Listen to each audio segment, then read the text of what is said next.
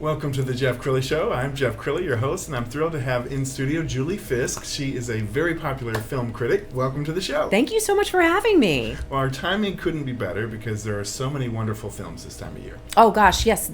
The studios know that this is when we are taking our families and friends to the theaters here, specifically around Thanksgiving and around Christmas. And so I have a list here of the movies that you definitely need to see over that time frame. Okay, what's on the top of the list? Well, we have to start with A Beautiful Day in the Neighborhood. This is the Fred Rogers story starring Tom Hanks. Mr. Rogers, I'm here to interview you. It is so nice to meet you.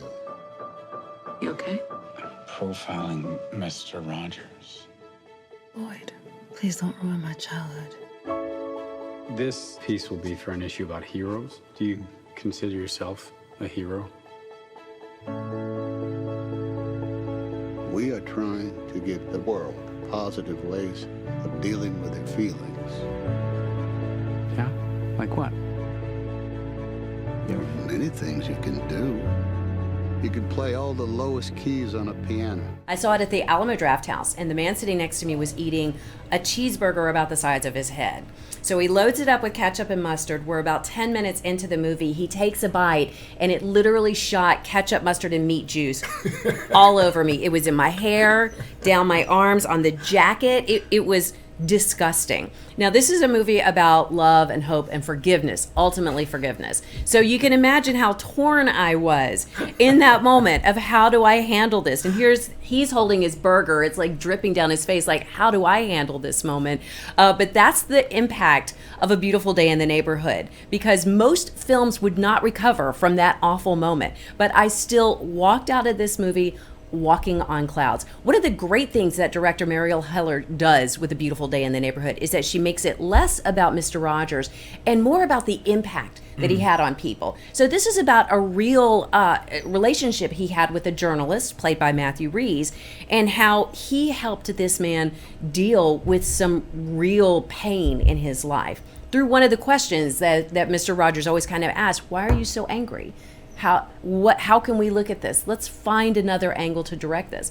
When you think about the fact that he was giving kids these tools, he was teaching children how to cope with pain, and yet adults can get just as much from that. And you realize that when you're watching the film. There's even a moment where Tom Hanks breaks the fourth wall and looks at the audience and asks, like, why are you so angry, and are you ready to let go of that? And it is a profound moment that very few actors could carry off. Now, I've had some friends ask me, does Tom Hanks annoy you in this movie? And that's actually a valid question. But you will only be annoyed by Tom Hanks in A Beautiful Day in the Neighborhood if you were annoyed by Fred Rogers and his speaking pattern in real life, because he was a very slow and deliberate speaker. Yes. But he did that on purpose because he's forcing you to really stop and pay attention to what he's saying. And then you really hear him and the message that he's conveying. And I think especially with the friction in this country right now, the message couldn't be more timely. You are absolutely right about that. You will get inspiration in ways that the next day I was driving in traffic. And of course, everyone is driving in traffic in Dallas like their hair is on fire. Right. And I had that moment of, what are we so angry about? How much better would this be if we were looking out for each other? So I chose to tap the brakes. I chose to let people in because that's what Mr. Rogers would do. So it's more than a movie. It's an experience. You will take it with you. I mean, I have been like counseling some of my girlfriends going through tough times, saying, what would Mr. Rogers do in this moment? Wow. And it's actually helpful. So yes, A Beautiful Day in the Neighborhood, A+. I think it's a Best Picture contender as well. Really? Yes. Okay. What else should we see? The other one that you need to have on your list is Ford v Ferrari, starring Matt Damon and Christian Bale. I ever break a promise to you? I will put you in the driver's seat at Le Mans. You just shut your mouth and let me do my thing. All right. Come here. Morning, Shelby. That's so fantastic, because one of the things you're going to love the most about Ford v Ferrari is this chemistry and the banter that goes on back and forth between Matt Damon, who plays Carroll Shelby, and then also Christian Bale, who plays Ken Miles. They're button heads, but deep down there's a great deal of love and respect. Now, I saw a film critic who called Ford v Ferrari the perfect movie for old guys, which I think was great because I took my father, who's 80 years old, to see Ford v Ferrari this weekend. Now, he has not stayed awake through a movie probably in 20 years.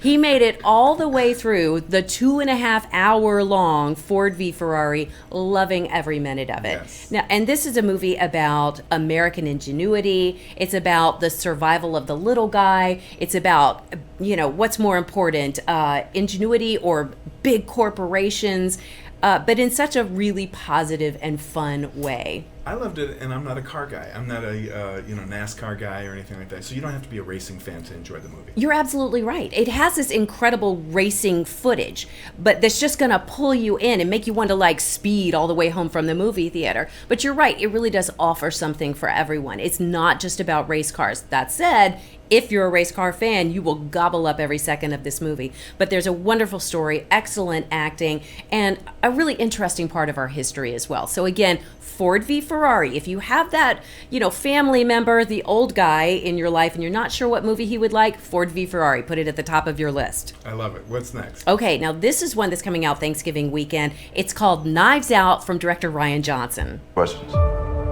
We understand the night of his demise, the family had gathered to celebrate your father's 85th birthday. How was it, by the way? The party? Pre my dad's death? Oh, it was great. Now, the first thing I'm sure you notice about Knives Out is this stellar cast. You've got Jamie Lee Curtis, Don Johnson, Daniel Craig, Chris Evans, Tony Collette in a supporting role, which pretty much never happens. This cast is incredible, and it's really like an old school Agatha Christie kind of murder mystery, but it has these underlying levels of social commentary and comedy. I seriously think I giggle grinned all the way through this movie. It is so much fun, and especially, how long has it been since we've had a really fun, really well-made murder mystery on the big screen? Yes. So this is another one. If you just can't quite decide about what movie to see over Thanksgiving, you got a bunch of people that you want to take. It's PG-13, so I think it's probably fine for older kids as well. But another A+. This is from director Rian Johnson, who did the last Star Wars: Return of the Jedi. Wow. So this is how he's been spending his time, a completely different direction from him, and worth every second. So Knives Out, that's another one to add to your list. Love it. What else you got? Okay, now coming up, this is one, Cats. I think the internet pretty much exploded when this trailer was released. So take a look at this. Here we go!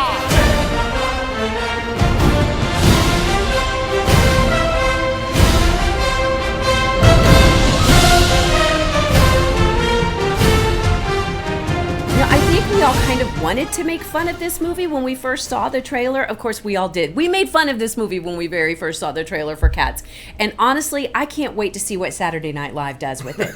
SNL has already been making their cat costumes. But then you see from Tom Hooper, starring Taylor Swift, Idris Elba, Judi Dench, Ian McKellen. This cast list is insane.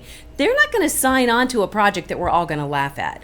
Also, $300 million has gone into making Cats.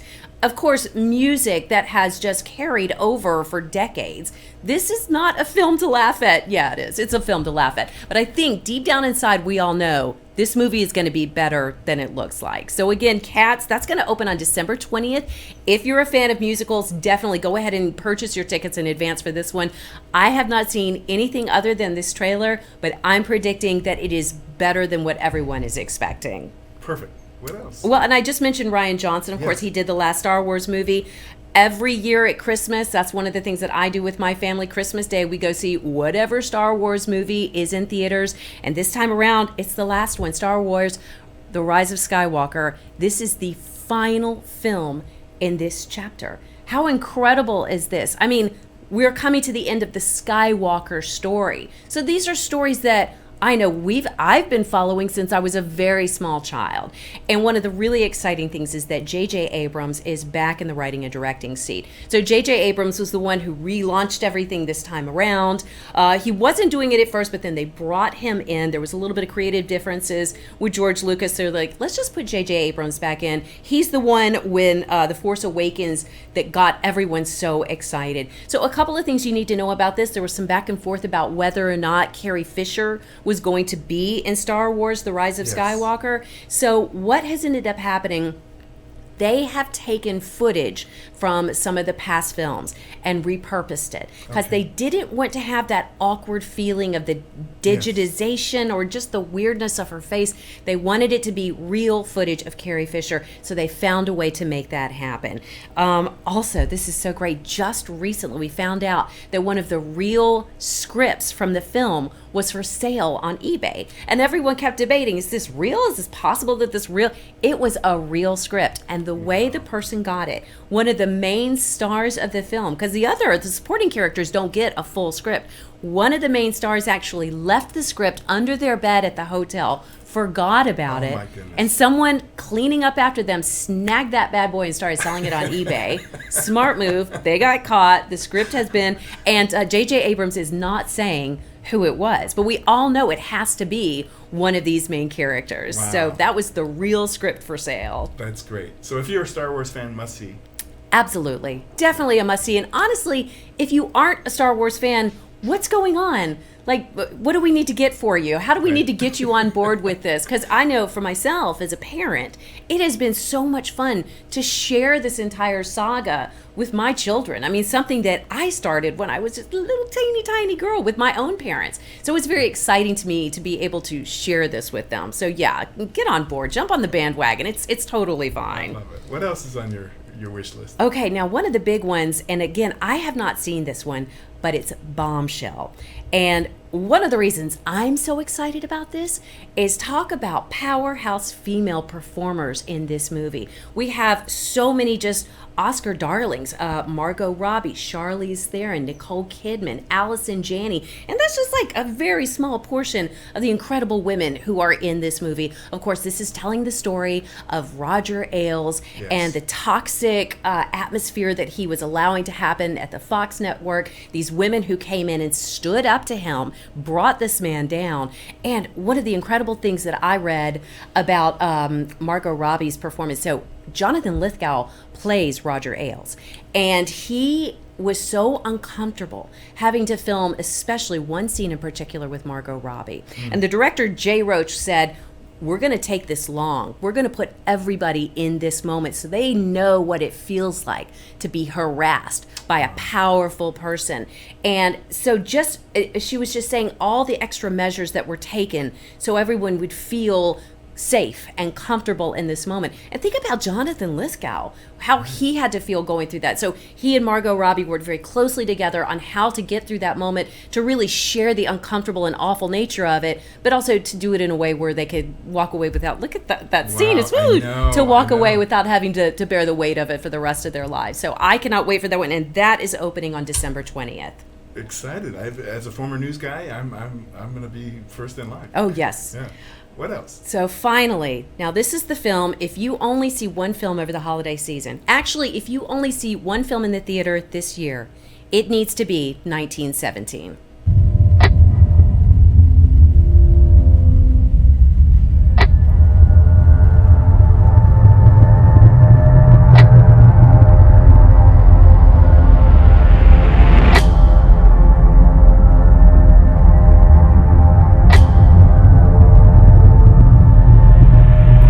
This is from director Sam Mendes and cinematographer Roger Deakins. Roger actually just won the Oscar not long ago I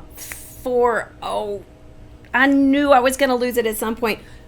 Roger just won the Oscar not very long ago for his cinematography, and it's almost guaranteed that he's going to win it again for 1917. So this is telling the story of two World War I soldiers who are given the task of crossing enemy lines to find a separate battalion that is about to walk into just a bloodbath. So they have to go and find a way to stop this this battle that they're about to start.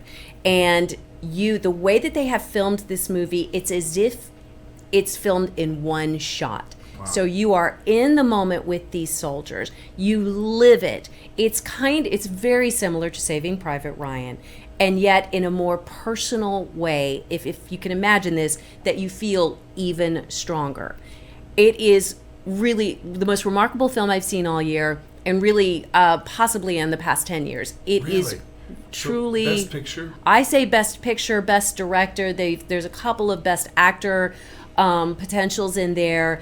Easily Best Cinematographer, sound, editing. There are so many, because it's so far and away just really an incredible film. I can't emphasize enough. When you came in here, you said I could spend the whole segment talking about this one film. You're really excited. I'm really excited. And again, this is the one that if you don't see anything else, then definitely see 1917. Now, a side note, it is rated R, and that's mainly for profanity. There are quite a few F-bombs in this film. But one thing that's interesting about the violence or the gore, when you think about Saving Private Ryan, you remember how graphic it was. It was very real. This is more in the face. This is more up here and emotional. So it is still very profound, very powerful, but not quite as gory. So I would say, in my mind, if you're comfortable with your kids hearing a little extra profanity, that this is one, if you have a history buff, anyone who's into war films. I have a 15-year-old. She calls herself a history jock. She is nuts about this movie. So yes, it is a film I feel pretty much everyone can see. Everyone should see, because it's just... nothing makes you feel war as much as other than actually being on the battlefield yourself. Wow. So yes, A+ for 1917, possibly sweeping the Oscars this year. That one's at the top of your must-see list this holiday season. Julie, this has been an amazing segment. Tell everybody your website, how they can get in touch with you. It's juliesaysso.com. I post all of my movie reviews there. I have free movie passes there, and I also focus on a lot of parent reviews, because I know parents like myself, I have a 12-year-old and a 15-year-old. There are so many movies out there that I want to share with my kids that sometimes have the PG-13 or R rating. So I let parents know this is what you can expect from this film. Outstanding. Well, thank you. We'll have to have you back soon. Thank you so much for having me. Thanks. Well, that's it for now. We'll see you next time.